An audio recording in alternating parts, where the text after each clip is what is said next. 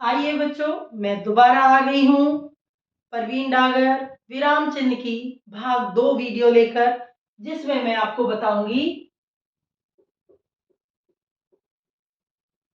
जैसा कि मैंने पहले भी बताया आपको, विराम का अर्थ होता है रुकना और चिन्ह का अर्थ होता है संकेत। तो रुकने का जो संकेत दें, भाषा में रुकने का संकेत होगा तभी भाषा का अर्थ स्पष्ट होगा, किसी भी वाक्य का अर्थ स्पष्ट होता है। तो उसके मैंने आपको बताए थे 12 भेद होते हैं।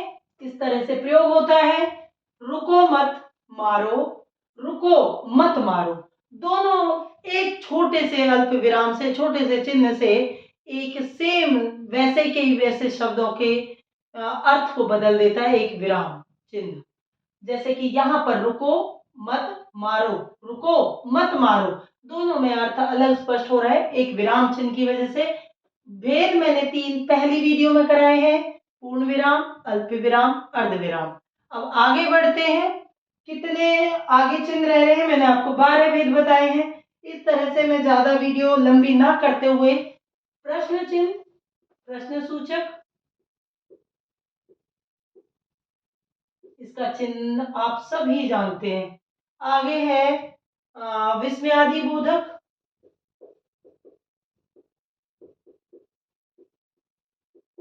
विस्मयादि बोधक चिन्ह। अब विस्मयादि बोधक चिन्ह जो होता है वो होता है इस तरह से, इस तरह से उसका चिन्ह होता है, ये वाला ऐसे। अगला होता है निर्देशक चिन्ह।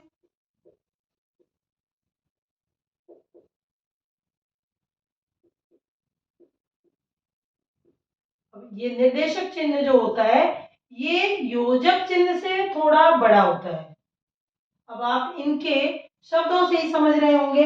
प्रश्न सूचक का मतलब है प्रश्नों का की सूचना देने वाला। जैसे कि तुम कहाँ जा रहे हो, तुम कहाँ जा रहे हो, तुम कैसे हो, तुम कैसे हो। इस तरह के जहां प्रश्न सूचक शब्द होंगे वहीं प्रश्न सूचक चिन्ह होगा। जहां किसी से प्रश्न पूछा जा रहा है, आपसे प्रश्न पूछा जा रहा है, वहां प्रश्न सूचक चिन्ह लगेगा। विस्मयादि बोधक में बहुत सारे शब्द हैं, लेकिन विस्मयादि बोधक का मतलब क्या है, जो हमारे विस्मय को का बोध कराए। विस्मय का मतलब है आश्चर्य का, घृणा का, किसी भी फेस एक्सप्रेशन को का जो बोध कराए उसे हम विस्मयादि बोधक चिन्ह कहते हैं। जैसे कि छी कितनी गंदगी है, उफ कितनी ठंड है, ओ कितनी गर्मी है, ओ छत से गिर गया। इस तरह के विस्मय जहां पर हमारे भाव चेंज हो, भाव बदले हमारे चेहरे के, तो वहां पर विस्मयादि बोधक चिन्ह होता है। उफ कितनी कितनी गर्मी है, इस तरह से। आगे छी गंदगी बहुत है,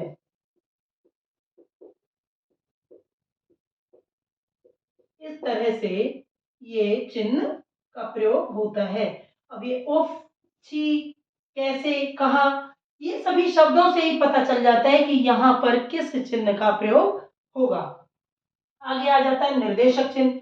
निर्देशक चिन्ह में एक तो ये पापा ने कहा तुम बाजार जाओ, ठीक है, निर्देश दिए जाए, जहां ऑर्डर दिया जाए उस तरह के शब्दों में निर्देशक चिन्ह आता है। जैसे कि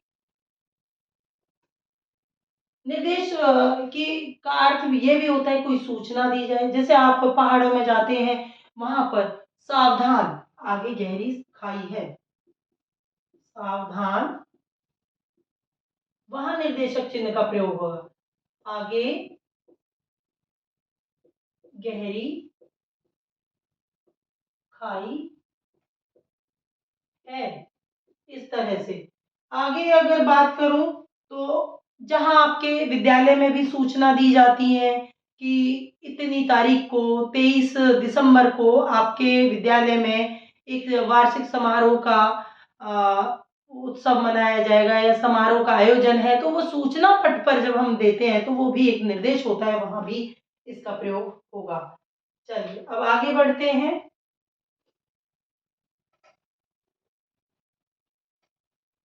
लाघव चिन्ह की तरफ। 3 दूनी 6, यानी पिछली जो वीडियो थी उसमें मैंने 3 करा दिए थे, 3 अभी हो चुके हैं। अब आगे बढ़ते हैं लाघव चिन्ह की तरफ।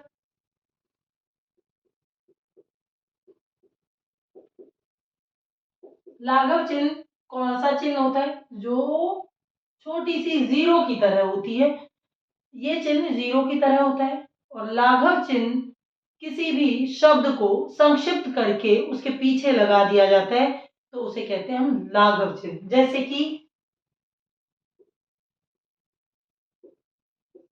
अब आप कहेंगे ये तो कुछ भी समझ में नहीं आ रहा। अब इसका अर्थ है कृपया पृष्ठ पलटिए, इस तरह से। अब इन शब्दों को हमने संक्षिप्त करके इस तरह से लाघव चिन्ह का प्रयोग कर लिया। जैसे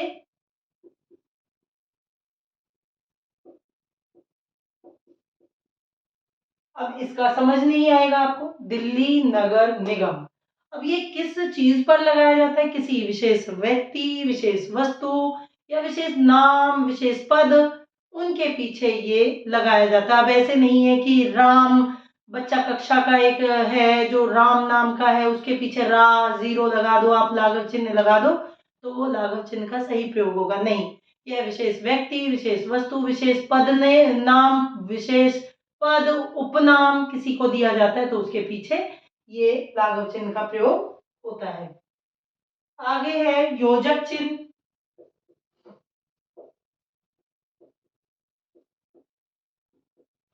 योजक चिन्ह ऐसे एक माइनस का सा निशान होता है, जो कहां पर लगाया जाता है? या तो स्त्रीलिंग पुल्लिंग शब्दों में, या विलोम शब्दों में, या एक जैसे दो शब्द होते हैं जिन्हें अनुकरणवाची शब्द कहते हैं, उनके बीच में ये लगाया जाता है। जैसे कि माता पिता, या फिर कह लो दिन रात,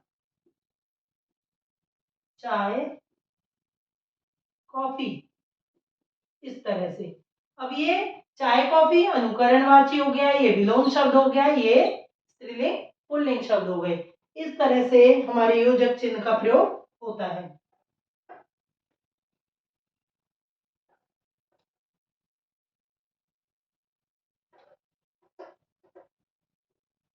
अब आगे आते हैं हम उद्धरण चिन्ह पर।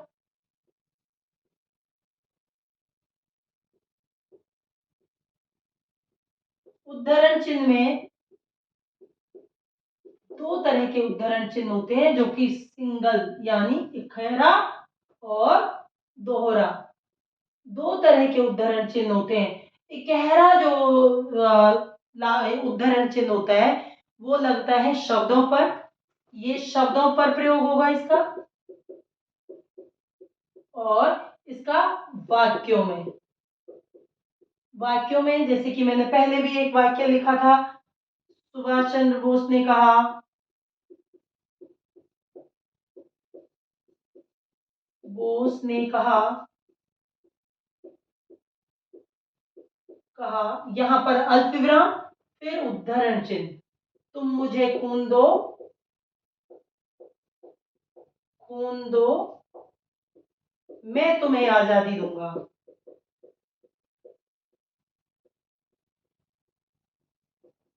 आजादी दूंगा, इस तरह से इनका उद्धरण चिन्ह का ये वाक्य है, इसलिए यहाँ पर इनका प्रयोग हुआ है। और जो ये इकहरा उद्धरण चिन्ह होता है, इसका प्रयोग होता है शब्दों पर, जैसे कि विशेष व्यक्ति, विशेष वस्तु, जैसे कि रामचरितमानस। अब ये हमारी पवित्र पुस्तक है, इसलिए इसका प्रयोग इसमें होगा। आपकी कक्षा की वसंत है तो भी, आपकी स्पर्श है तो भी, किसी भी पुस्तक को हाईलाइट करने के लिए इकहरे इकहरे उद्धरण चिन्ह की आवश्यकता होती है। ये हो गया हमारा उद्धरण चिन्ह। अब आगे बढ़ते हैं।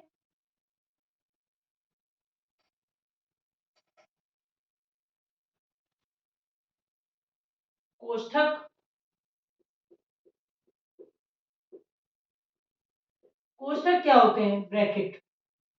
अब ब्रैकेट का प्रयोग कहाँ होता है? ब्रैकेट का प्रयोग होता है किसी कठिन शब्द का सरल अर्थ बताने के लिए या मुहावरों का अर्थ स्पष्ट करने के लिए, किसी भी वाक्य के सॉरी, किसी भी शब्द के अर्थ को स्पष्ट करने के लिए उसे ब्रैकेट में यानी कोष्ठक में लिख दिया जाता है। जैसे, या फिर किसी के भाव को भी बताते हुए, जैसे आपकी नाटक होती है, संवाद होती है, होता है, तो उसे बच्चे गुस्से से, मतलब आप इसमें भाव बता रहे हो, बच्चा कैसे बोल रहा है? गुस्से से। तुम कहाँ जा रहे हो? ऐसे इस तरह का कोई संवाद आएगा तो आप उसके भाव को भी इसमें, जब दृश्य दिखाने होते हैं नाटक के, तो आप उसके भाव को बताते हैं, तो वैसे ब्रैकेट में हम यानी कोष्ठक में बताते हैं। जैसे कि मुहावरे में तुलनात्मक या मुहावरे का कोई अर्थ बताते हैं, अंगूठा दिखाना, दिखाना, तो इसका साफ इनकार कर देना।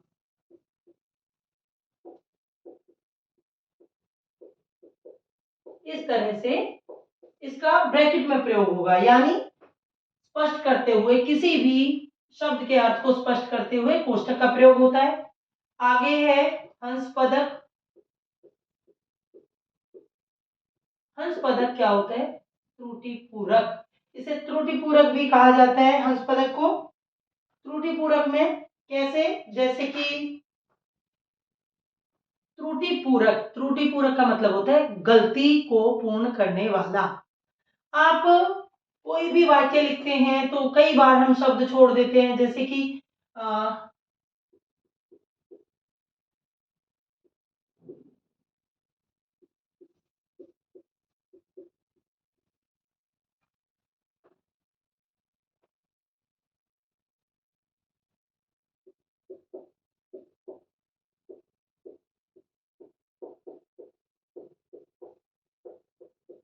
अब ये वाक्य है, कृष्ण दुर्दशा को देखकर रोने लगे। अब हम भूल गए यहाँ पर लिखना सुदामा की, सुदामा की। अब ये हमारा त्रुटि पूरक होगा, ये हमारा, जैसे कि यहाँ पर हम इस चिन्ह को लगाकर त्रुटि पूरक निशान, जिसे हंस पदक भी कहते हैं और त्रुटि पूरक भी कहते हैं, तो ये होता है हंस पदक, त्रुटि पूरक। और जैसे हमने अब यहाँ पर ये निशान लगाया, ये चिन्ह लगाया और ये शब्द लिख दिया, तो हमारी गलती को पूर्ण करने वाला चिन्ह ये बन गया। ठीक है। अब मैंने आपको सारे कौन कौन से बता दिए हैं।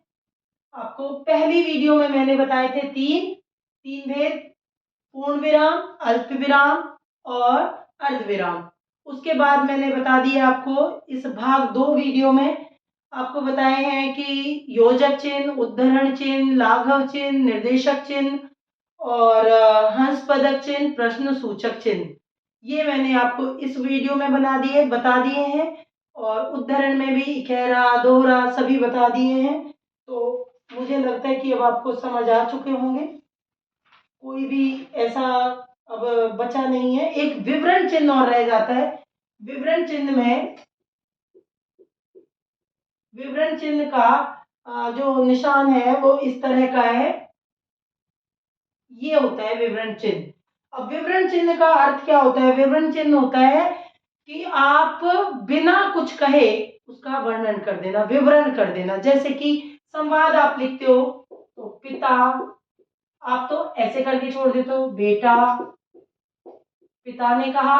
अब पिता ने कहा आप खुद से समझ जाएंगे, लेकिन विवरण चिन्ह ये इस तरह से लगाना होता है।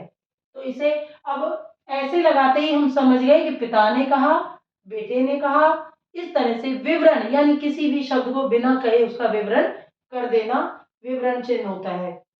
और आपका विस्मयादि बोधक भी करा दिया मैंने। सारे आपके 12 चिन्ह हो चुके हैं। धन्यवाद, फिर मिलते हैं।